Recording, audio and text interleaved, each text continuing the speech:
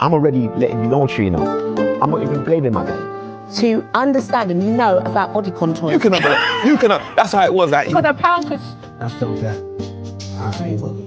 Now think about the anxiety they get when they're driving to a new. I've got my life where trauma responses were getting a tan and what are you doing? But my grandmother loved us because I have them moments with myself. Yeah. Then to pick up and not really. It wasn't cool to be African. You know what I mean? It was tough already, so it was a constant battle.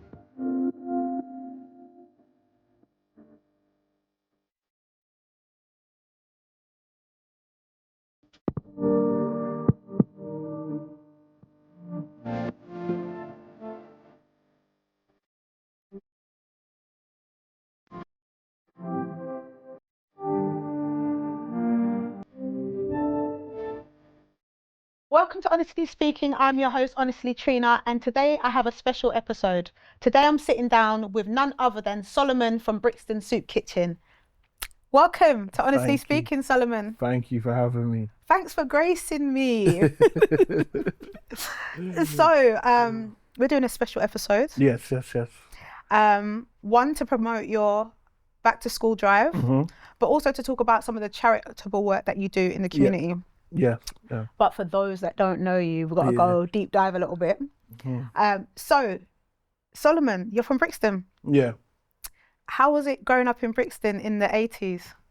It was amazing. Like, for me, I think what really upset me was hearing a lot of the stigma around Brixton, hearing a lot of the news around Brixton, where if a white person came into Brixton, they're very much like, oh my God, like, let me hold my handbag. And do you know what I mean? And for me, Brixton's never been like that. Do you know what I mean? Brixton for me has always been community and helping one another. Like, I'm not saying there was things going on, but it was kind of like with the people that were doing those things. You know what I mean? It wasn't everybody doing those things because they somehow got into Brixton and everyone turned bad. Like, you know, the way how they made it out like is, you're from Brixton. Yeah. What, you're on badness? Yeah. Like, no, I'm not on badness. So how was schooling? You went to Hillmead. Yeah, I went to Hillmead. How was that? For me, for me and my twin brother, I'm a twin. You're a twin. Quite difficult. Okay. We have a severe learning difficulty. Okay. And what is that? Dyslexia. Just for sure. Dyslexia, I have that too. And we have severe dyslexia. Severe dyslexia. So even till now, I'm all greys. Okay. I still find it hard to read and write my emails, anything. Do you see what I'm saying? So what does dyslexia look like for you? So dyslexia for me is looking at somebody who's able to read a book and be like mad involved in the book. Where someone like me will look at the book and be like, it's a thick piece of paper with pure words inside. And I don't have a clue what it says. Right. And that has been me since the age of 6 to 40. Wow. So that must have been challenging. It was very challenging because at the time, my parents was more like, I'm at the era of beatings. I'm going into school knowing that whatever the teacher is going to be talking about, remember, these are the days where it was blackboard and the chalk. Yes. You see what I'm saying? Old school. And when she's writing on the chalk and she's saying, hi guys, my name is Miss Griffin. And I'm like, how does that say Griffin? I didn't, my mind couldn't fathom anything she was writing on the chalkboard that said Griffin. I knew it was September. Yeah. Because September happens every year. Yeah. And it's the same word. Right. So that was more from memory than from actually... All memory. Yeah. I knew it was 1991 because I know it's just 1, it's a 9, and it goes back to a 1. So the way how my mind worked then to way how my mind works now is the exact same thing. Okay. I know the word charity Yeah. because I'm now in the charity Yeah. game where I now see that word consistently. Yeah. So from memory, you know it's charity, but not to read. No. Yeah. No. You know, and it's important that we talk about this because in the 80s, a lot of kids were deemed as being bad or difficult, challenging. Yeah. In a Caribbean household, there were much harsher words. Yeah.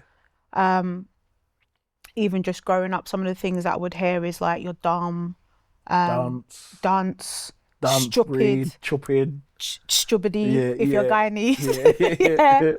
Yeah. What was that impact on you, Solomon? For me, it was bittersweet. So my little brother, who is probably 3 years younger than me. So remember, I didn't know I couldn't read until I was about 7, 8. 7, 8. Because those are the times where you now have to learn how to kind of read. Yeah. My brother, who was 5, got the newspaper. I was going. So you can read everything. So I was like, maybe it's just not come to me yet.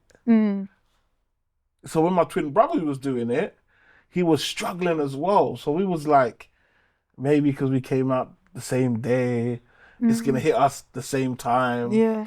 So we used to kind of like go into school, and people in our class will be able to stand up and read, and they were able to read so fluently. And when me and my brother are doing it, we're like, I am, because again we memorized am. Yeah. Like, so we would read like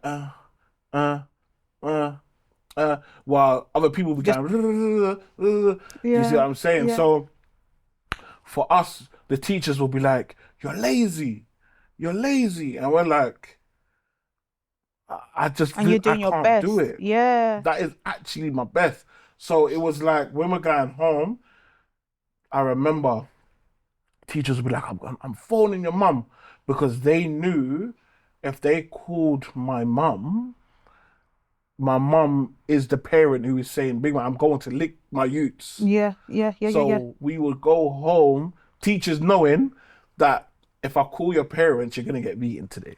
Do you know what? I used to hate that they did that, you know, because they used to do that to me. They used to say, "I'm going to call your nan," because they know that my nanny didn't play. Yeah. Like, we're going to get beaten, something's going to get flanged. You know, I love my nanny and stuff. Rest in peace, nanny. But that was the sort of upbringing that we had at that time. Yeah. And when you think about it, teachers were inciting. Proper. They were inciting My like primary violence. School, my primary school and secondary school. That's all they fed me on. I'm gonna call your mum. Yeah. I'm gonna call your dad. Yeah.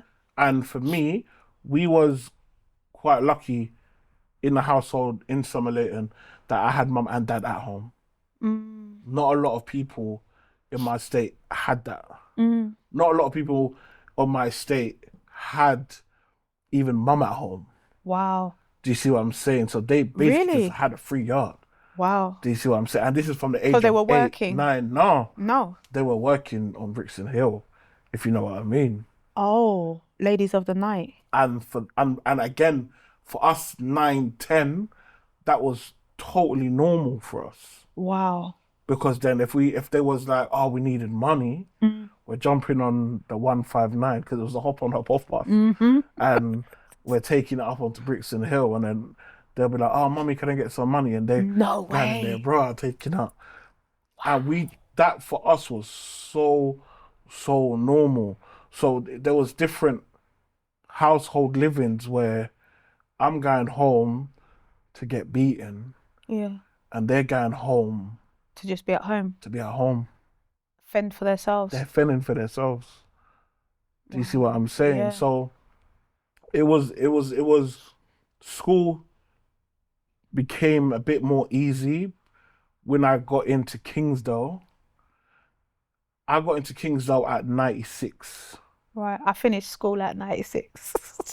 We don't want to say our ages. Yeah. Yeah. I got into Kingsdale at 96. And from there was no learning. What? It was straight survival. Kingsdale was a Brixton. bad school, no? Kingsdale was madness. From Where was that 96, again? that was in Dulwich. Dulwich. So from 96 to 2000, I left 2001. Right. And from 96 was rough against Brixton and Peckham. Because I Dulwich mean, is it like was- in the middle. Basically. Yeah. Kingsdale's now charter, isn't it? Yeah. Yeah. My So sister now went it's charter. proper top notch now. Yeah, my sister went there Yeah, when it they was wanted charter. they wanted to get us out. Yeah, like they before did with they- Dick Shepherd. Yeah. Yeah. Get us out Yeah. and then basically fix up the school. So other than reading and writing, so that English must have been really quite difficult for you. Yeah. How was you with maths? Maths, very crap. Okay. Only because of like when they were saying what's 6 times 8, I'm like, how's my brain even gonna figure out Right. what So 6 times 8 is? so do you have dyscalculia or dyspraxia as well? Yeah, Okay. yeah. And I found that out all later on down The when I line. went to university. Remember, school never ever said, oh, we can see that. So in Kingsdale, we in year 8 is where they actually first gave me and my twin brother, we had a learning mentor, Right. but we had the learning mentor for one day. What, a week or One day for the whole time? I was in school. And this person, this person was like David and Solomon reading level of an 8-year-old in year 8. that's So I'm primary thinking, school. okay, so now you can actually see that me being in school is difficult for me and my brother. The only thing what made me and my brother go from year 7 to year 11 was the fact that we was very popular in Brixton Right. and the fact that we was the biggest. Right. So they automatically put us in the, our big Brixton boys. Wow. We weren't keeping up with nothing In school. in school. They labelled you in school. So the whole school was like, raw. Brixton twins. That must have been pressure. It was pressure because I'm thinking, I'm not on no badness. Because Brixton was Really on things. at that time, yeah. So I'm now having people kind of coming up to me like, raw, what you're Brixton. Wow. I'm sorry, I live there, there. but But I'm not doing involved in anything. yeah. They didn't want to hear it. Wow. So youths used to be giving me dinner tickets. They're giving me everything. I'm not asking for nothing. So imagine people just giving me things, They just don't want no problems. and I'm just there, just going, "What's that show? What's on Netflix?" And the woman was in the bank, and she was even trying to rob the bank. I know which one that is. That made me cry. Straw, like the last straw. And yeah, she was just in there, just going, Can you just cash my check? I'm trying to cash my check. Yeah. I And need to pay for and my the person rent. in there's petrified. Yeah. That was my school. They were petrified. And I'm like, what are you petrified for? I didn't do nothing. So have you always been like a bigger kid? Yeah. So we was the big family, Yeah. mainly because, and again, I'm not blaming my parents. It was more of my mum and my dad would work 9 to 5 jobs. Right. So when they would What did come they do? home, my mum's a social worker, Right. and my dad works in care home. So he would work in like with young people. So my dad from a very young age would be like, "Oh, this kid has run away from the care home and run away from the children." So he would manage children homes. Right. There was quite a few in our area as well. At the time, yeah. So he would kind of like manage those. So I'm kind of getting the social work aspect from my mum and hearing about the youth work aspect From my dad. But for me, differently, I watched a show called Tracy Beaker. I remember Tracy Beaker. And Tracy Beaker took a turn in me where I was like, I want to be a youth worker. Right. I want to be a youth worker. I want to be a youth worker so bad. So when was this? Was this in secondary school you felt this? This was like primary school. Primary school. From like primary school, I was like, I want to own my own children's home. I want to own my own children's home. Okay. That was mainly off of Tracy Beaker. I can't believe you was watching Tracy Beaker. I was loving it. I was loving it. It was a good show. It was a bad boy show. They should bring it back. They should bring it back. They should bring it back. And it was just like, so my parents was doing that. So my parents will kind of come home 5:30ish and then start the family meal. Yeah. So we was used to from primary school getting fed at like 9-10 o'clock. Oh wow! Because my parents has probably got the meat season from yesterday. Yeah. Now they're cooking when they're come doing proper home. meals as well. Yeah, not so oven yeah, food. so we're getting proper cooked food. Only takeaway on a Friday. Yeah, that was normal. Do you see what I'm saying? So we was putting on weight, not knowing we was putting on weight, realizing that because we're eating so late. And then it got to the point where I'm now eating custard creams, I'm playing PlayStation, and I'm realizing I boxed a whole pack at once. Do you see what I'm saying? And I can't put that in the bin because my mum will go mad. So I have to hide it. I don't even know how you went in the cupboard. You see what I'm you saying? weren't supposed to go in the cupboard. Not allowed to go in the cupboard. I don't even know how you got in there, Solomon. So I'm not even trying to put that whole pack of biscuits when my mum said, so only one person at the pack of biscuits? That's a beating. You know it's a beating. So I'm there going, let me just hold this, put this over there. So now you're hiding a bit now. So I'm hiding. Yeah, these are the behaviours. And now what made it even worse now, because we're only getting chicken and chips on a Friday, remember I've got no money. So when I'm chilling out with the man them is able to eat chicken and chips when they want. Because they ain't got parents. Strict parents, they're just doing anything. So I'm just there going, raw, what? Chicken and chips on a Wednesday? Raw, chicken and chips on a Monday? So now, when I'm now going to their house, that's what they're keeping up with. They're not making gravy and rice and vegetables. They're making chicken burgers and they're making... So I'm now going to their house, keeping up a madness. And then still coming home coming home. Because you can't not eat the food at home. Yeah, because you know you get beats for that as well. Then. Okay. You see what I'm saying? And again, I put that all on myself. And then it got to the point where... But no, we're kids. We're kids. So I'm a mum now. Yeah. So everything you're saying to me, I'm very aware. Like, that's why I try to work from home as much as I can. Yeah. Because if I'm not at home, it'll be the same situation. 100%. And they're fending for themselves and they get the quickest things to eat, whether it's biscuits or toast or whatever, carby type stuff. It's never going to be like, oh, let me go get the fruit. Yeah. So I'm hearing you, and I'm not blaming your parents not doing that. But I will say that as parents, we have to try and find ways, especially when we're working parents, that's very, very hard, to make sure that we still prioritise the nourishment of our children. Because I struggle sometimes. I'll be honest with you, I struggle sometimes. Yeah. And, and we're not going to be going, let me go take a pack of strawberries. You see what I'm saying? We're looking for sweets and we're looking for fizzy drinks. Yeah. Do you see what I'm saying? And then it kind of just got to the point where weed was more introduced at probably like 13. No way, 14. Solomon. So this is when people used to say like pole, cheese, all these words they were saying, but for me, I just really wasn't in it. So my twin brother started smoking. Chopped the weight.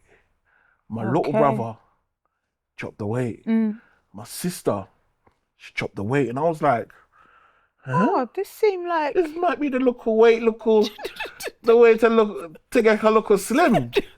Me now being eggs up, put in my 250. Because you got to put in 250 to pick up a Benz, and I'll put in my 250, eggs up in myself.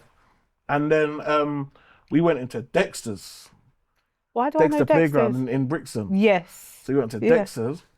and there was like a hut, and then like, you know, like someone could bill it and Yeah. it's 2 pull pass, 2 pull pass.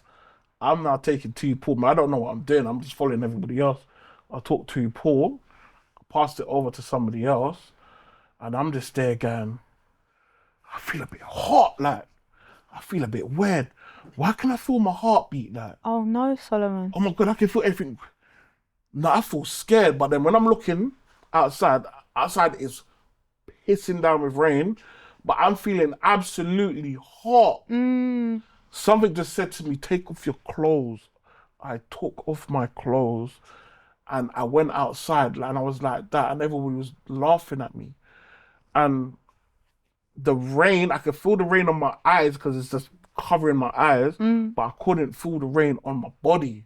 This wasn't a good And I was just reaction. like, what the actual hell is going on? And I could just feel blood just rushing through my heart, from my feet. I felt where people were putting clothes on me.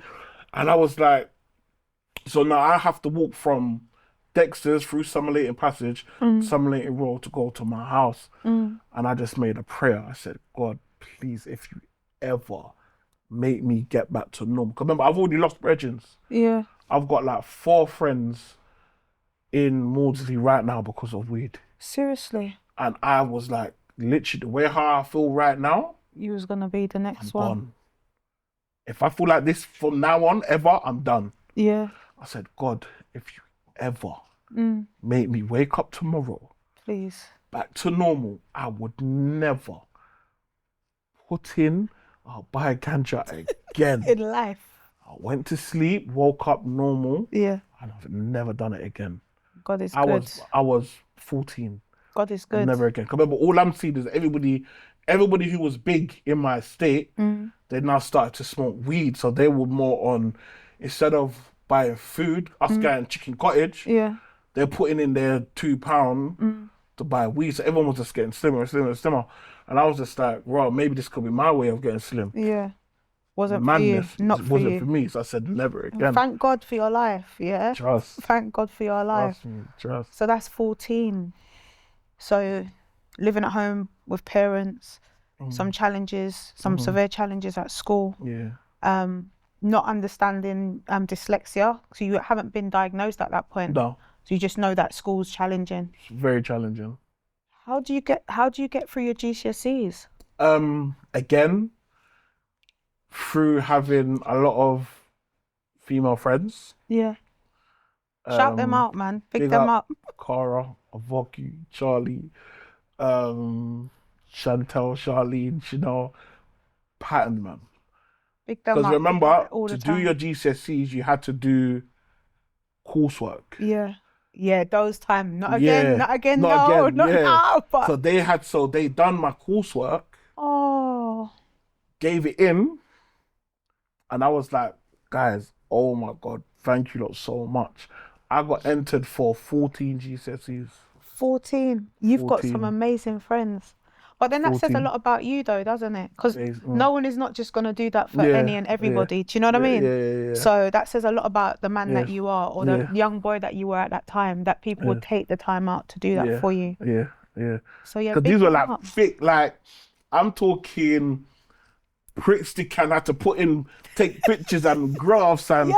they done everything. Yeah. Everything. And when I got the letter, that was the first time I ever felt awarded, because it was like, congratulations, you've been entered for English lit.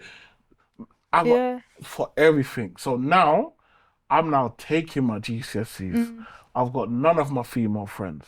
Yeah. I'm sat down by myself. Now, in that time and the time till today is where they say if you've got learning difficulty, we give you, You get extra extra time. 25%. And I'm saying, what's the time gonna do for someone who already don't understand what's going on in front of them? Do you know what I mean? I failed every strike at one of my GCSEs. Oh, My wow. highest was a E. Wow. That was my highest grade. And that was because I really enjoyed art. Right. I really enjoyed art. But doing the art part is an E. but then you have to do a write up part. Yeah. What I couldn't do. Right. So they just said the art part was amazing, but the highest we can give. Remember, I'm only getting foundations. At the time, you can get a foundation paper. Yeah. What could the highest could probably be is a C, or maybe even a B, or you get the intermediate where you can get the A stars and things like that. So for my art was a foundation paper. Right. So the highest I could get on that, if I do the art part was an E. If you do the what's it called part, I can get a B. I couldn't do the write up part. Yeah. So when I just got that brown envelope, boy, I was just like, do you know what? I might as well just do road. No, Solomon. Might as well do road. I can't get into no colleges. Yeah. Because remember, what a lot of people don't understand is, yes, you can get into colleges, but they always say you have to get The basic English and maths, you have to redo that if you see what don't I'm get saying? the qualification, With my qualifications, I couldn't even get into a retake college. Wow. I've never experienced college, ever. And you see your story so impactful from the sense of we're getting to understand how the educational system can fail someone that has the intent to want to do well, but doesn't have the necessary tools or skill set to do so. Yeah. I'm even thinking now, like, have they been able to remedy this sort of thing? You know, like if there's someone that's got the same conditions as you, how do they do their GCSEs now? This is what I'm saying. Right now, a lot of 15 and 16-year-olds are going to be picking up their results, probably while this is out. Yeah, Thursday. And a lot of them is going to be going, what do I do now? And that was me. I was like, what do I do now? I didn't show my mum for weeks. Because I know it was just going to be her just saying, somehow, I failed you. And I was just like, I don't know what to do. Remember, all the man them was getting double A stars, and most of my brethren got like put in the newspapers by leaving with 13 GCSEs and leaving with this and leaving with that. You see, devious. Yeah. I have never met someone so smart in my life. This guy was in Kingsdale. Yeah. He was so intelligently smart. The school couldn't keep him. It was too I've low never for seen him. that. I've never They seen said that he in can't my be here. life. They said he can't be here. He can't be here. They don't have the We support to physically- support him. Everything what he was doing in school, everything what he was doing in school, he was getting 100, 100, 100, 100, 100, 100, 100. Wow. And I could not believe it. and that could be testament to why he's able to, you know, put songs together so well, like his lyrical content. His rhyming schemes. Never, from when we was about in year 8, we used to go to, so there's one side what takes you back to Brixton, the next side takes you to Crystal Palace. Yeah. When we used to go Crystal Palace with him, he would have about 100 to 150 girls swarming the bus. So was he rapping then? No. No. So they just like him. He just looked good. He was just, we used to call him Bop Courtney because he used to walk with a bop. So, you know, like those kids that was just well put together. He's not coming out without his hair not done, not having a fade. This is way before the music. He crazy mosh jeans. Crazy mosh. 110s from early. That was devious. So was he in your class, your year? He couldn't be. I was like foundation. Oh, sorry. So remember in my used year, to they used to separate you. have, so he would be in The top set. top set. Yeah. He'll be in the top set where the schools would have meetings about him saying he's too top set. Wow. He was too top set. Wow. But he's in your year. But he's in my year. Yeah. So the teachers would all flock to him because the way how he was so intelligent, he can have intelligent conversations with adults. The way we would go to Brixton and he would walk into a shop with a woman, a grown woman, the grown woman is flattered with this guy. But he always had manners, though. Always had manners. He was very respectful. I'd see him and he'd say like, "You're right, sis," and stuff. So yeah. You see what I'm saying? So you can see the difference between someone who was super intelligent and someone who was just struggling. So for me, it was more like it got to the point where it was a 6 weeks holidays.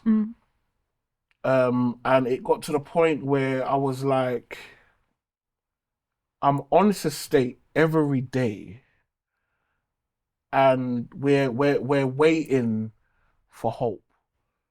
And the hope what we wanted at that time was for someone to come and say, there's going to be a coach on Summerlake Road to take you up to the beach. There's going to be one type of community event. And I was like...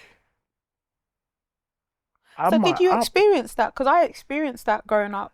I only experienced it by going to youth clubs and realizing the bad kids will get it all. So I think I've only just realized that now. So when I interviewed Judge, he was telling me about things that was going on, and David Marriott, he was telling me that people were going to America and all this sort of thing, and I was like, I murdered it. I said, when? I murdered it. I didn't know. I was getting close. Remember, I stopped asking my parents for money from the age of 16. Okay. I found it very hard to say, Mummy, can I get a local money, please? Yeah. A local pocket money. Yeah. So at the time, there was P-Way, right? There was that PAE, there was Connections, there was all of these services where if you was the bad kid, you would get to go Nando's. Wow. So the first time I've ever experienced Nando's by a youth group. Wow. Going to America, a youth group. So you went to America with the youth group? Went to where did we go? San Francisco. What? So it was like a lot of exchange work. Right. Where we're going to America to see how they live. They're coming over to Brixton to see how we live. So were they staying with families? Were you staying with families? more hotels. Hotels, okay. So we'll stay in a hotel, go to the community centres, boom, boom, boom. And that is when I realised I needed to play the game. Right. The game was, if you're bad, you get to go go-karting, you get to go this, you get to go that. Wow. I done everything. I got clothes galore. I got mad trackies, we had Frank Johnson's. If I had a local tear, Frank Johnson's would give me a full set. No way. Yeah. I was buying my stuff in Frank Johnson's. Not me.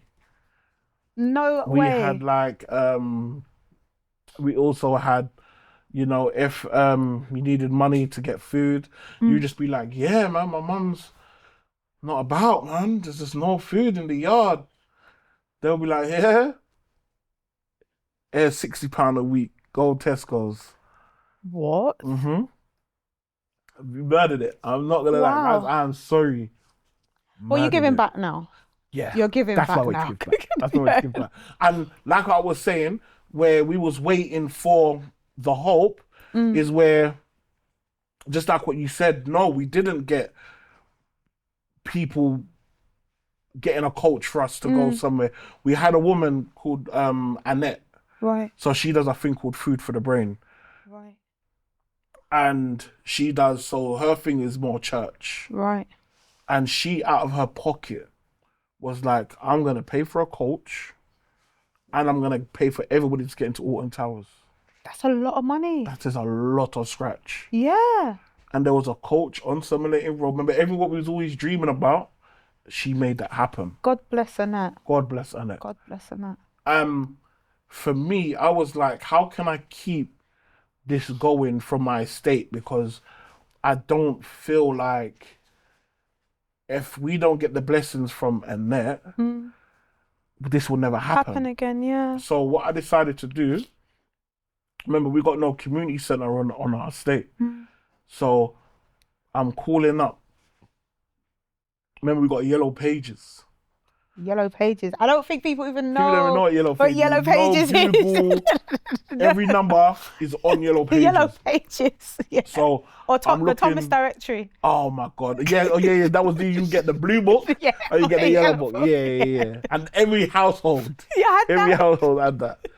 So I looked up Alton Towers. And then I called them and I was just like, hi, my name is Solomon Smith. I'm one of the youth workers on Moreland's estate. Remember, we've got no youth worker. You're just. I was just 15, trying a thing. And I said, hello, would you be able to donate 50 tickets to young people who will never experience going to Alton Towers? They were like, yeah. What's the Wow. address? So I gave them my mum's address. And then I was like, how are we going to get there? How are we going to get there? I was like, we need a coach. But again, my mind is telling me coach is spelled with a K. So I'm in there slowly going, where's coach? Like, I can't find coach. I can't find coach. I went out Brixton and I saw a coach. And that's when I realised it's spelled with a C. So I took down the number. Hi, we've been donated 50 tickets to go Alton Towers. And is there any way you can donate us a coach plus a driver to take young people who had never experienced going on towers? They was like, yeah. I was like, oh my days. So I went home, I was learning how to use like Photoshop, kind of made a local flyer, was just saying, guys, you want to come Alton Towers? All you got to do is pay £10. And then what I done is from all of those £10 is where I learned to kind of go cash and carry, And buy. beer drinks, Yeah. got my brethren to make sandwiches, So everyone wasn't just able to go Alton Towers, but they was able to eat as well. Yeah. Do you see what I'm saying? And I was 15. And when we actually got to Alton Towers, at the time, what they used to do is when each coach comes, a representative from Alton Towers will come and be like, hi, who's the main worker here? Yeah. And then that's when they kind of give all the tickets. Yeah. And I was like, oh, me. And she was like, huh? How old are you? And I was like, 15. Yeah. She was like, I'm confused. Like, I'm expecting an older person. When I was actually in Alton Towers and I'm just seeing, remember Alton Towers for us in Brixton is like going Disneyland. We can't afford it. And that is when it hit me. When I was like, I'm not able to read and write. I left school with no GCSEs, but look what I was able to create. Yeah. I was able to do this with no qualifications. So I'm listening to your story and I think what you've done is amazing at 15 to be able to do that. But also parallel to that, I'm thinking to myself, I grew up down the road and I feel like my experience was slightly different. So in my school, we went to Alton Towers, we went Cheserton, we went Thorpe Park, and I got to travel like all across Europe doing sports. And literally, we're not even a mile away from each other. Yeah. So it's so interesting and slightly I'm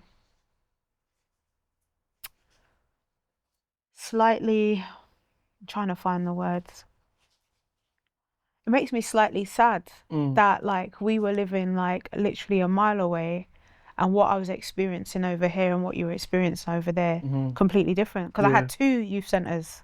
Wow. Because I had Adventure and I had Marcus Lipton Yeah. right there. Yeah. And then we even had Max Roach just around the corner. Yeah. And there was another one, but I can't remember what it is. You know where the pub is? Hero Switzerland pub. Minute Where is Road. that one? You know Minute Road? Marcus Lipton's here. Yeah. Then you got the road. And then you got the pub on the corner. But behind there was a little community centre as well. Yes. I know the name. I know exactly what you're talking about. But even then, they used to take us away to the seaside and stuff like that as well. So it's so enlightening to hear, and not enlightening in a positive way, but to hear that we're having totally different experiences Yeah. less than a mile away. And I'm Yeah, thinking yeah. that funding surely that funding that was happening in these three, potentially four youth clubs, and there's none on this big estate over there. Yeah. And then even on the back of Summerlayton, you've got Guinness Trust, Guinness, yeah. and then you've got Old Loughborough Estate and stuff. So like there's all this facility over here, and there's nothing over here. Yeah, yeah. That's crazy. Literally. Like if we didn't go Loughborough, there's nothing. There's nothing. If we didn't go Marcus Lipton, there's nothing.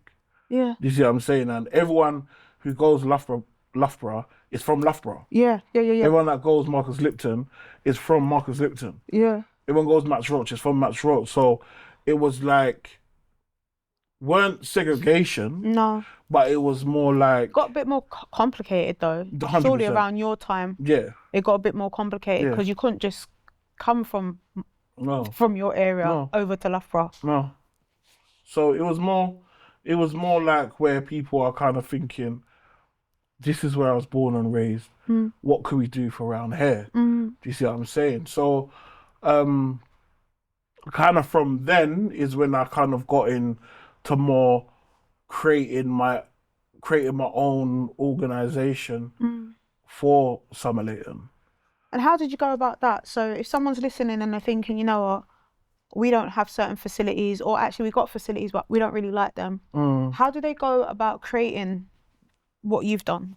So it's right now it's even easier because it's just setting up as a CIC. A CIC. So can you let the audience know what a CIC is? So a CIC is a community interest company. What gives you near enough the same benefits as a full registered charity. Right. So you can just think of a name, think of your aims and objectives, and then apply. Literally, it's no more than £30 to apply for. And that then once you get your CIC registered, they will send you a certificate what you can then take to the bank. Then you can have that same name under the bank, do your policies and procedures and your health and safety. And then, literally just start applying for funding. So then you can go to National Lottery where they will give you, because you've just started, they'll give you a grant of £10,000 start up fund. To start off. You can use that as getting laptops and maybe paying for capital or anything to do with the £10,000. And then from there, you know where people's always saying, oh, they want the 150 and the 300, you have to start off small. You know, they want to see that you know how to function £1,000, function five bags, and know that you know what to do with bookkeeping and keeping receipts and doing your reports on the end of every project. Do you see what I'm saying? It's not just simple as getting it. The money and then just, it's not that simple. So for someone that's dyslexic, has dyspraxia, how are you able to successfully run your CIC? So, so for us, we became a charity. Right. The only reason why we became a charity is because at first we was just a name. Okay, you we just was said... Brixton Soup Kitchen. We wasn't registered, nothing. No policies, no procedures, nothing. Wow. But then we're getting big organisations call us. And they're saying, amazing work. We've been running for a month. Wow. We've got a check for 20 bags to donate you. Have you got a charity number? I'm like, no. So I lost that 20 bags. Wow. And then someone else called me from, I think it was Dell, you know Dell? The laptop people. Laptop. Yeah. Dell Foundation. And they was like, oh, we've been hearing the amazing work that you've been doing. These times we've been running for about 2 months. And what was you doing initially? So I was working as a youth worker. So I was working for Lambeth Youth Service as a youth support worker. Right. So I was working in Old Library in West Norwood. Then Marcus Lipton. I was in Marcus Lipton for about 8 years. So my background in youth work is about 20 years experience. Wow. And you had all of that before you started the charity? Yeah. And so the charity, what was the charity work? So before it even became a charity, what was it that you were doing that these companies recognised? To be totally honest, I don't know. I honestly do not know because we didn't have a social media page, nothing. It was just like ad hoc there and there doing stuff on Facebook. So there's and it was actually my personal Facebook. Wow. Me just saying, look, guys, I started up a soup kitchen. And then we was just getting phone calls left, right, and centre. So the soup kitchen, for those that don't know, is where you cook meals. Yeah, so basically, soup kitchen is a term that I took from America, where what means hot meals. So anything hot meals could be classed as a soup kitchen. And a lot of people think we only just give soup. I've never made soup, not one day in a soup kitchen. Are you sure there were no soup one time? Soup, I think. I feel like I've seen soup, Solomon. There probably be. It's Like, rare but not as hell. like a Caribbeanish type of soup. Definitely. Yeah, I've seen a. But it's rare as hell. Okay. Soup kitchen only means hot meals. Hot meals. So we get donations from Nando's, Pret a Manger, the meat shop, Heinz. Wow. And I'm talking crates, pallets and pallets. Yeah. Grace Foods, seasoning companies, Wow. Coca-Cola, Wow. Procter & Gamble, Wow. everything. That's amazing. And So- it's just like a lot of the tricks I always say to people, the brands that you use every day, there's a number. Call the number. I will be up at 4 or 5 o'clock in the morning looking at the email addresses, sending them an email. Sending them, copy and pasting the email. I'm working with the homeless. You've been taken from our community. What could you do to give back? Yeah. Even Morley's. Yeah. Morley's Chicken Shop. They've been supporting us. Which one? The one on Summer Leighton or the Brixton Road one? The main Brixton Road one. the main The head Morley, office. The head office. Okay. So events, they support us. They done something with. This is where we first met Mo Gilligan. Doing that with we was doing that with Morley's. Yeah, there's a lot of stuff that Morley's has been supporting us with still. Okay, so I used to see you driving around in your car. How did you get what is now the soup kitchen? How did you get the old Domino Club? So we was in Summer Leighton first, and this was kind of like the year. So I actually left university. Right. A lot of people get confused from leaving school with no GCSEs and being able to go to university. How did you do that? Let's pause on the other question. Let's get to that. So while I was working as a youth worker for Lambeth, it was mad because my manager used to write reports and I could understand it. Oh. Where the seniors would be like, this is garbage. How is he a manager? And that's when he was like, I'm dyslexic. Right. And he was like, but the reason why they can't fire me because it's a reasonable because adjustment. I'm the only youth worker out of 500 youth workers in the council with a degree. See, I was going to say because they knew about his reasonable adjustment and it would be discrimination, disability discrimination if they tried to fire him for dyslexia. No, sir. I thought that's what it was. That was my was just HR like, hat coming on there. They was like, no, sir. He's got a degree. So he Remember, inspired most you. man got into working in youth work just from the experience, growing up, doing road, know how to relate with kids.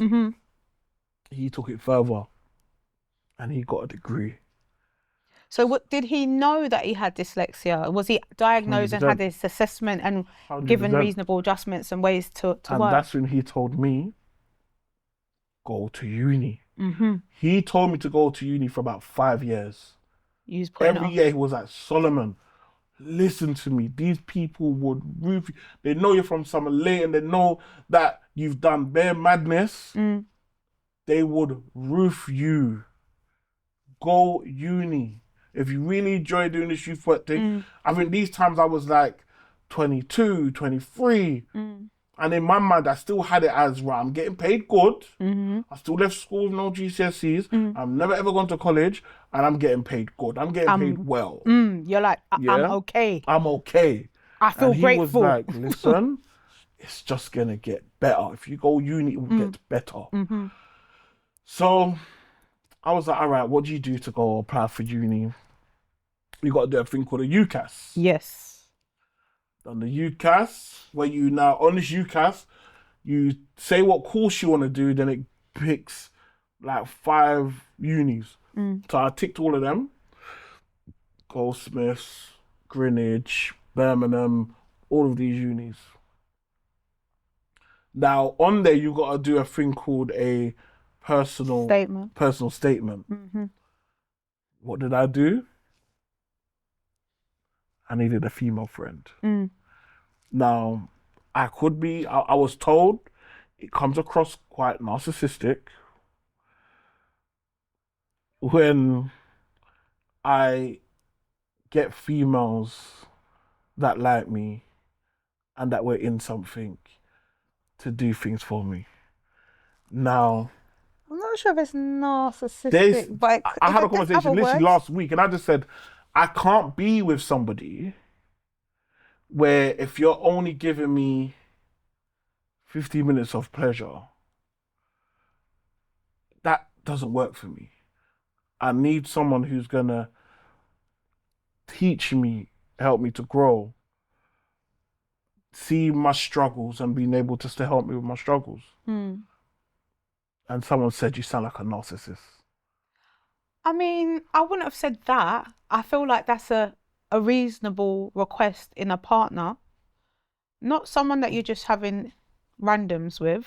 But if you're looking for a partner, I think your partner should be someone that does nurture you, that's supportive of your goals and dreams. And likewise, we should be reciprocating the same thing. So we want things from our partner, but also we should be able to deliver some of that back to our partner, Solomon.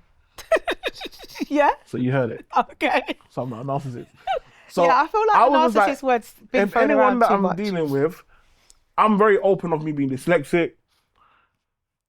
Could you help me to do a report? Could you help me to do a funding page? Could you help me to do an email? I mean, it sounds like you need a bit of a PA. I do need a PA. Yeah. I mean, what are you giving back to the partners that doing all this stuff for you? Great hugs. Okay. Massages. Okay. If you need me to take the tracks out of your hair, I can take the tracks out. You take tracks out? Mm-hmm. You can take a track out? That's what I'm trying to say. I'm 10-10. Okay. All right. Absolutely 10-10. Okay. Can you cane roll though? Mm-hmm. Learning. You're learning. I can put your hair into one. You can put in a one. A slick one. And okay. You see the little wave thing? You can look at the baby hair. Do the wave, little baby hair thing. Okay. So you got some things to give back? Some things to give back. Okay. You can cook a nice meal? 100%. Okay. You tidy up the house a couple piece? Oh my God, I'm very, very OCD. Okay. Well, I feel like there's a fair exchange. All right then. So this is what I'm saying. For me, yes, I've got a lot of women to... A lot, Solomon? Not anymore. Okay. I'm a grown, grey-haired man now. Okay, I hope so, Solomon. Grey now. You know, I know Solomon had many wives, but you don't have to live like that. I can't live like that. You cannot. It is pressure. It's not worth it. What I cannot deal with. Okay. And I learned that now. Okay. Not at 40, but I've learned it now. You learned no. Mm-hmm. And it's out of your system? Out. It gone. Go on Deso. Go on. Far. Far Brighton. All right. And further. And further on. Cliffs are over and gone past, gone Calais. All right. I cannot. So, yes, when I was younger, there was quite a lot of female attention. Didn't know why. Because in my mind, the big guys don't get the attention. But women like hugs. I know. Okay. So now you know why. I bloody know. Okay. But you know when you're kind of getting into that stage where you're starting to like girls and you know, from like the age of like 14, 15 and then I'm always thinking, oh, the skinny guys. You know, everyone's got the Tyrese Regins and the Jermaine Regins who just sits down and the girls just flock to them. The Tyrese know? and Jermaine. We've He's all- not we've- feeling you. And we're just like, I'll just sit back and just play the third wheel. And they would always come to me and I'm just like, huh? It's not supposed to go like that. But in my life, it has. Oh, God bless you. For me, I've always then said, I can't just have amazing times with you. My mind has always got things to do. And I need to be with someone who could understand that. Okay. Understand that I'm going to be up at 3 o'clock in the morning knowing I've got things to do. I've got emails to send. I've got presentations I've got to put together. I've got all of these things that I need to do where I was able to kind of get that personal statement Right. done by. So I can sit there and say, hello, my name is Solomon Smith, da, da, da, da, and they can make Dictation. they can make it look nice and 1,000, 2,000 words and everything there. So we done that now, sent it off, but I was doing a thing called Duke of Edinburgh and Youth Achievement Awards. Yeah, I know them. So with my Youth Achievement Awards, I was able to get to the platinum level Right. of kind of doing my own projects, applying for my own funding, doing all things like that. So from all of that, it gave me 2 credits. Right. So with that, and plus all of my experience, got me into uni. So for me, the only achievement what was enough for me to go and burst bottles was for me to say, I got in uni. You got into uni. I got in uni. I didn't even want to go. You just, I passed. I qualified. I qualified and I got into uni. Yeah. So And what did you go to study? I studied applied social science and youth and community. Right. And that was it. And I chose Goldsmith Goldsmith. because Goldsmith was closer. Plus I was able, they made a deal with my uni and Lambeth Right. at the time where I was able to do my course and still being able to do The work. my work at for the council. So was going to university 3 days a week, working 5 days a week. 3, 5. And then it got to the point. Sorry, 3 days a week. Yeah. And then 5 days Yeah, work. so I was able to do, so with uni, I was there Tuesdays, Wednesdays and Thursdays from 10 till 2. Okay. And then I could start work at 5. Okay. And 5 then- till 8. Okay. Do you see what I'm saying? So I was able to do both. And then the day I started university was the day I felt I was back at Kingsdale. Everything was going over my head. They was talking about essays and it was madness. I didn't have a clue what they was talking about. So I was like, bun this, bro. I'm cutting, bro. Like, you ain't not putting me into here for me to fail. So instead of me just leaving the uni, I said, let me walk around the uni because my mind of what university looks like, you know, like where you're thinking it goes up like that and the tutors at the bottom. I'm thinking, I want to find a class like that. So I'm kind of around the uni being fast, you know. You were looking for an auditorium. Yeah. So I'm there, so I'm just there and I see a thing called dyslexic awareness. Wow. And I was like, let me apply for that. I applied for dyslexic awareness. They said, well, give us 3 days, you can come back to the uni. I went back to the uni. They gave me they gave me bricks, toys, all of these little papers. It was madness. And they were saying, this image, make it out of with the bricks. I'll go, bap, bap, bap, bap, bap, bap, bap, bap, da, da, da, da, da, da, da, da. Read this, read that, read it with blue paper, da, da, da, da. Yellow paper. Yeah. I was in there for 3 hours. They said, we have to send you to a specialist. Wow. So they sent me to a specialist in Westminster, just behind Nighttown.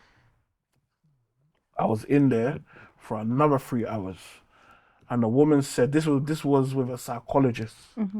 And she was like, your level of dyslexia is so high, there's no way you're able to do this course. It's impossible. However, if this is something you really want to do, we can give you £30,000 worth of help, equipment, and support. Reasonable adjustment. Now, me being from Brixton, all I heard was £30,000. You like sign me up. So I said, sign me up. I'm down. They gave me a laptop, a thing called Dragon. Yeah. So you How talk did into you it. find Dragon? Because Dragon was mad. I didn't like it. No, I loved it. Do you? I was able to talk, and it would just. But And do then you you find could copy certain and paste. words like? No, because they will put it into that proper, into the proper word. Okay. So if they hear me saying proper, they know proper's not bloody proper English. So they would change it. Do you see what I'm I saying? feel like I had some old type of No, Dragon I because had my the Dragon bad was boy getting on my Dragon. nerves. I had use the bad boy I Dragon. use like the word dictation now. Yeah. Yeah. Yeah, I think I had something Yeah. like that. They gave me a dictaphone, but only picked up the lecture. Wow. Then there was something I can put into my computer and it will come as a Word document. No way. I had a woman next to me at all times. So she was able to write down all my notes. Yeah. She was also I was able to get free books from the library. I didn't have a time where I needed to bring it back. They paid for internet for me for 3 years. They paid my mum's council tax. They gave me internet at my mum's house. It was amazing. That was the first and only time I was supported In education. in education ever, where I was able to now leave university by doing my dissertation, what was 10,000 words, and I finished university. Do you know what was mad? I actually handed in my dissertation. Boom. Felt nice. Felt nice. And that is the day I said, I'm starting Brixton Soup Kitchen. The day I handed in my dissertation is when I said, I'm having too much dreams about homelessness and I need to do something about it. I used to have, when I was about 11, I had so many dreams, God telling me, start this business. And I slept on it. When we used to be in Summer Leighton and we wanted to go Morley's, what was in Main Brixton, or we wanted to go Chicken Cottage, what was on Cold Harbour Lane, I was like, why couldn't we have something where we could order Morley's to us? Why can't we get KFC to come to us? So I could not stop dreaming about that. I slept on it. And then Now there's Deliveroo Deliveroo and Uber Eats. and Uber Eats. So that should be a lesson that anytime you feel something in your heart, if God's speaking to you, make sure you take action. Do not sleep on your messages that have been sent to you by God. Do not sleep. That is my biggest, the biggest regret I have ever made. So when I was at uni and I couldn't stop thinking about homelessness, I needed the centre. It didn't make sense. I just said every time I dream about it, I'm gonna write it down and have like stick-it notes. Homelessness in a centre, food bank, clothes bank. I didn't understand what all this was. And when I just sat down, I was just like, this has to make sense. Make it make sense. And then the signs were all there. There was just like, get a centre, have a food bank in there, have a clothes bank in there, have where people can come in and get food. Now, again, a lot of it, of the soup kitchen, has been from the experiences of me growing up in Summer Leighton. Like I said, for me, I grew up with my mum and dad. So when it came to the mid 6 weeks holidays, we was able to go and get school uniform.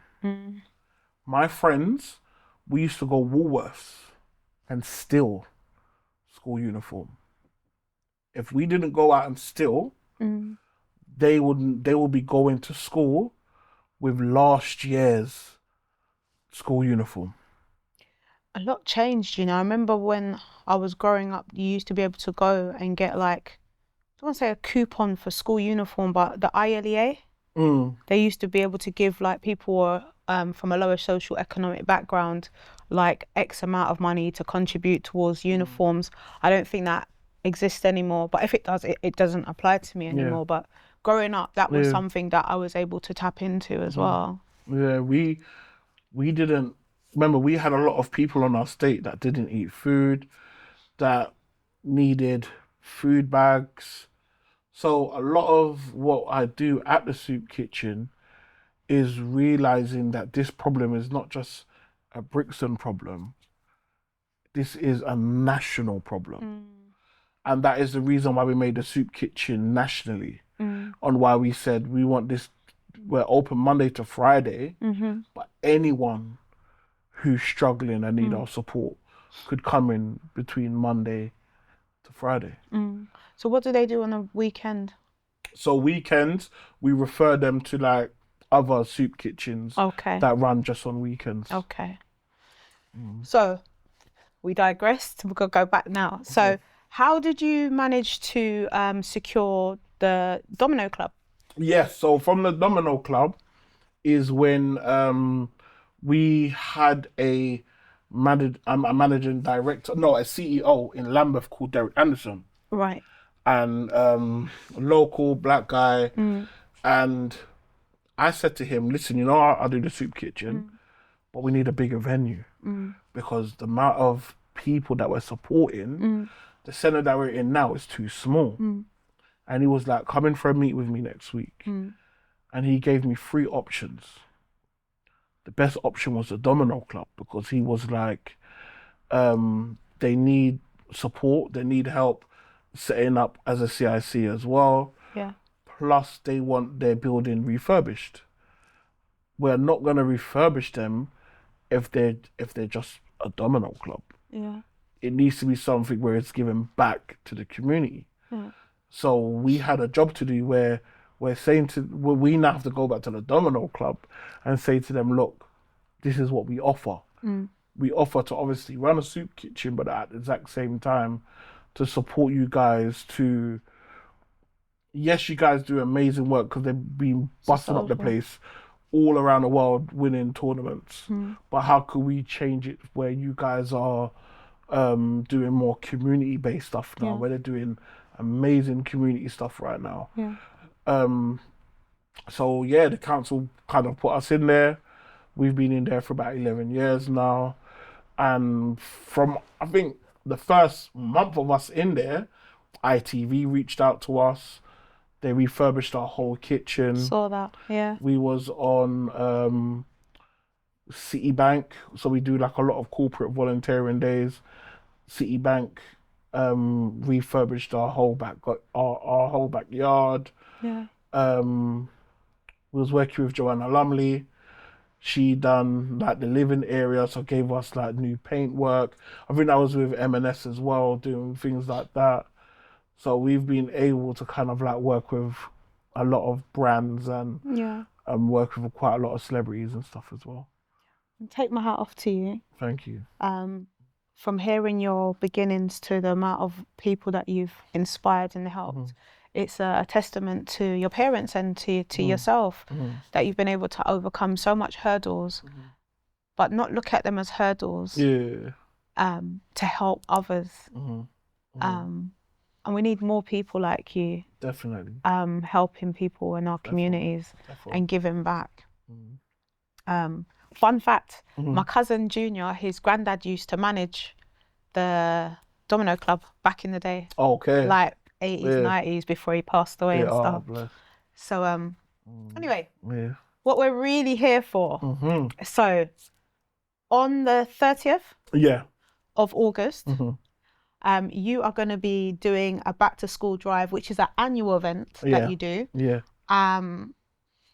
just speak directly into the camera and tell people what this back to school drive is, what support you need from us, and how can people help?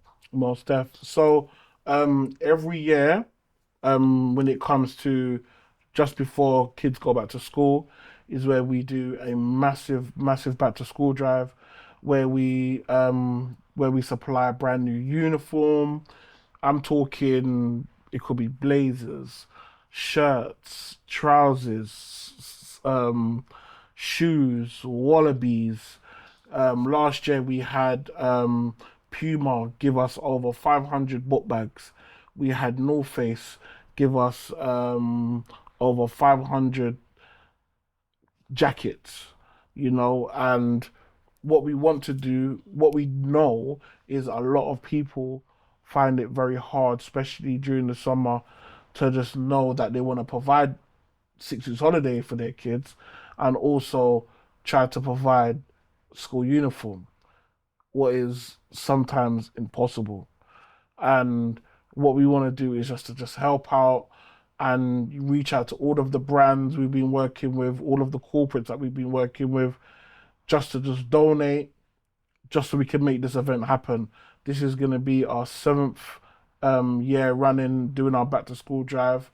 And yeah, we just want to make sure that everyone goes to school. Every child deserves to go back to school with a smile on their face, just knowing that they have fresh gums. We're working with HD cuts, going to be doing free haircuts on the day. We've got 2 lovely ladies who's going to be coming in doing braiding, the works. There's going to be food, everything. And this has been 7 months of hard work, grinding, 4 o'clock in the morning, trying to make things happen. So first, I just wanted to say a massive big up to the Soup Kitchen team that is just putting in so much effort to make this happen for everyone who actually needs the support. And for our viewers that want to get involved, how can they get involved? Firstly, if you guys want to donate, please go on our website, brixtonsoupkitchen.com. We've got a donation link. It's not just for the soup. It's not just for the back to school drive. We run the Soup Kitchen Monday to Friday. So if you want to do a donation, you are more than welcome. If you guys know anybody that are struggling and they're too embarrassed to say that they come to the Soup Kitchen, give us a call. Our number is there. This is the reason why we do what we do. We do it so we make sure everyone could get. Do you know what I mean? And yeah, if you guys want to support as well, come down, volunteer. I always say, forget what I say. I could be sitting here giving you the sickest talk. Come and see what we actually do. These are a group of people that live on council estates, came from absolutely nothing. And those are the best people that will know what to do to make nothing out of something. Make something out of nothing, yeah. And what day is this back to school drive? So it's going to be on the 30th of August. I think that's a Saturday. So please, if you know someone who's got children and they're struggling, send them down. We don't usually do the flyer because when we done the flyer three weeks before, we had 4,000 people turn up. Oh, wow. It was a madness. So we usually do the flyer like about a week before the event. So we reach out to social services, we reach out to youth clubs, we reach out to schools, just so we know that these are the main people that we're trying to cater for. So if you are interested in being a volunteer, if you just want to help out for the back to school drive, do reach out to Brixton Soup Kitchen and provide any type of service that you can offer, whether it's on the day or a different day. If you're a corporate company and you want to get involved, reach out to Brixton Soup Kitchen also, and you can go down and do volunteer days there. So do reach out to do that. But Solomon, not only do you do back to school drives, you also do a Christmas drive. Yes. So what does that look like? Amazing. We've got the first I got shout out Pinky and TikTok. What Literally, Pinky? nah, Oh. this is our Pinky. Okay. Yeah, our Pinky. I was thinking you're talking Brixton Pinky notes. Yeah, big up Pinky notes though. You've done that already. Yeah. So Pinky, she's Pinky. she That was goes, all pink. nah, but Okay. she should be coming out though. Okay, I She's ain't always seen her worked. in years. Yeah. So she's on TikTok hmm and she uses her platform for good. Right. And she would literally say so most of, I would say at least half of the donations coming for the back to school drive is all from Pinky's TikTok lives. Wow. Literally they send her so she's got like a link where people can buy school uniform and her house is packed with like so many supplies at her house. It's crazy. So, I know we're going to talk about the Christmas drive, but can people just buy stationery and bring it? Yeah, stationaries, people donate to our funding page, anything, anywhere. We've got a wish list. You can just buy something on the wish list, it will get sent straight to the soup kitchen. Anything. Cool. Do you know what I mean? So with Pinky was the first one who done our Christmas one. So so Pinky, she was like, listen, we don't want to get no DB toys. We want to get some proper toys. And when I mean, go on our social media, if you see the room of toys, was over 600-700 toys. The problem what we had was finding corporates to wrap them. That is what the problem was, you know. And what made us do this was about 9 years ago, we had a volunteer come into the soup kitchen and she was shaking. And we was like, what's wrong? She was like, I tried to commit and it's just not working. We was like, what? She was like, I can't do it. We was like, what's going on? She was like, I can't even afford a Christmas tree. My kids are asking for stuff. I can't afford a Christmas tree. And that is when we was like, it's not just about homeless people. It's not just about elderly. These are our own volunteers who are struggling. So this is why I say we're open for everyone, because you don't know who's going through stuff. And that day is when we said, from now on, we're going to be doing Christmas. Yeah, I don't celebrate Christmas. But it doesn't mean because I don't celebrate it, I can't provide it. So we've now teamed up. You know, with the guys that do pop-up Christmas trees? Okay, no. So it might be in like a park, or it might be in a corner, Okay. and they've just got just bare Christmas trees. So we've teamed up with them. They will donate us over 100 Christmas trees. We make sure it gets sent to families. Yeah. We do a massive fundraiser where we get decorations. Yeah. And Pinky's the one that come and just said, listen, I want to use my platform and get toys. And brother, the toys what Pinky was getting was mad. So that's why I always say big up to Pinky's army, because if it wasn't for them, madness. So that's what made us every year, just before Christmas, we provide toys. So we have a massive event, probably in Port Brixton, where they will kind of come and kids, every child is left with amazing toy to open up on Christmas Day. God bless you, Pinky, and the utmost respect to you and yourself, Solomon. No, definitely. It's been an absolute pleasure interviewing you today. Thank you. Do you have any questions for me? Just like what you said about you living like a mile away from not seeing. Obviously, you've seen the stuff. you've seen the madness, obviously in Brixton, but so I'm saying, imagine your neighbors now. You could be a mile away and you don't have a clue what people are going through. I just want you just to know please, if you've got any beef with anyone, you know, talking to somebody, reach out. You never know what people are actually going through on a day-to-day. We just end up seeing the last resort when we're just like, oh, this person's dead. Do you see what I'm saying? And for someone to die, that's usually like strong will for them to actually do it. But they've been thinking about it for months. Do you see what I'm saying? And it's a failure on our part where we now want to be around amongst the family members and be like, oh my God, what can we do? It's what can we do now? Think about what we can do now. Reach out to somebody. I say, go in your phone book, someone you've not spoken to in a long time, call them. Call them to see how people are doing.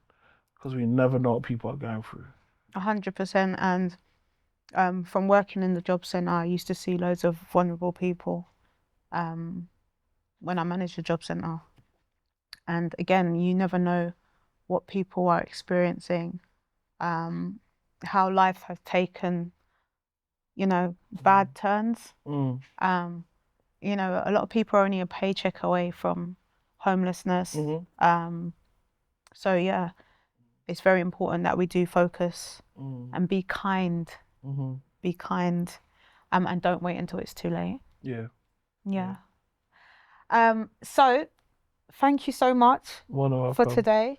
It's been absolutely inspiring. Thank you. To sit with you today and talk about your journey and the amazing work that you've been doing. For the audience, just let them know where they can find you one more time in case you didn't know. Guys, Brixton Soup Kitchen on all socials. Even Snapchat, even I'm starting to learn how to use TikTok, but we're on TikTok.